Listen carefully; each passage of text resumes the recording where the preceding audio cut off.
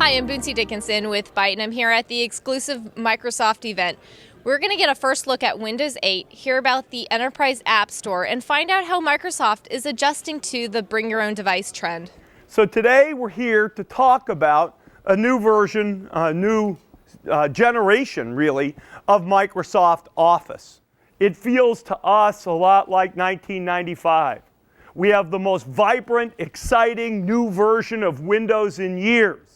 We complement it with the most vibrant, exciting new release of Office in years. Office that's designed for the new Windows. Office that's designed for the new world of cloud service. SkyDrive, as many of you may know, is a big service. 60 million active users a month, over 10 billion documents stored in the cloud with SkyDrive.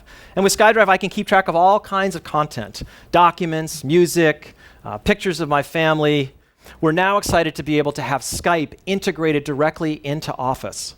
We're also very much aware of the importance of governance and control in a very connected world where we have multiple devices, we have lots of ways to share information. We know that IT cares deeply about maintaining the governance and control that they require.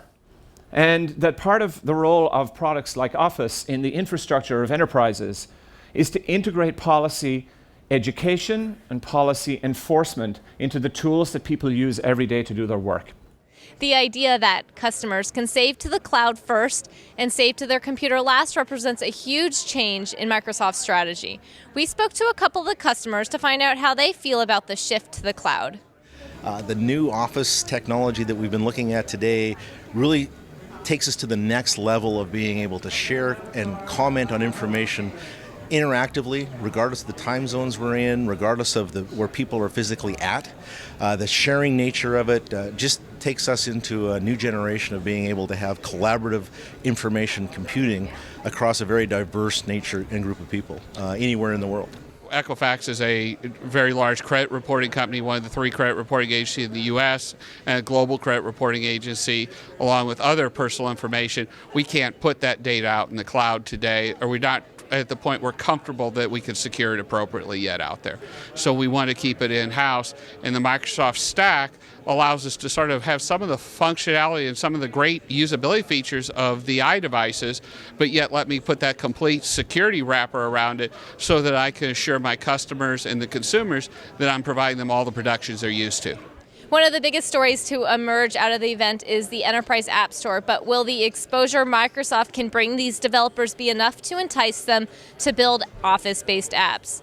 Good news for IT guys who want to regain control over the BYOD movement unleashed by iPads, but this is bad news for consumers who actually own these iPads because there are no signs that Microsoft's new features will work for Apple's iOS.